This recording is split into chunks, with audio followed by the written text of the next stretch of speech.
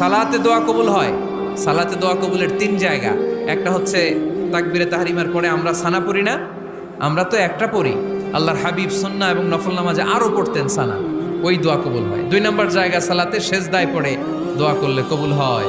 আকরাবু মা ইয়াকুনুল আবদু মির রাব্বিহি ওয়া হুয়া সাজিদ ফাকসিরু ফীহি দুআ। বান্দা যখন সেজদায় লুটিয়ে পড়ে বান্দা আল্লাহর সবচেয়ে কাছে চলে যায়। তা কিন্তু বিশ্বনবী বলে সেজদাটা তোমার রবের কুদরতি পায়ের উপরে পড়েছে।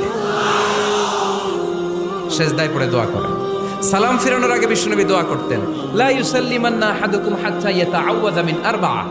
আল্লাহর হাবিব বললেন, চার জিনিস থেকে পানাহ না আছে আমার কোন উম্মত যেন সালাম না ফিরায়। তারা যেন পড়ে আল্লাহুম্মা ইন্নী আউযু বিকা মিন আযাবিল কবর, আউযু বিকা মিন আযাবি জাহান্নাম, আউযু বিকা মিন ফিতনাতিল মাহইয়া ওয়াল মামাত, আউযু বিকা মিন ফিতনাতিল মাসিহিদ দাজ্জাল।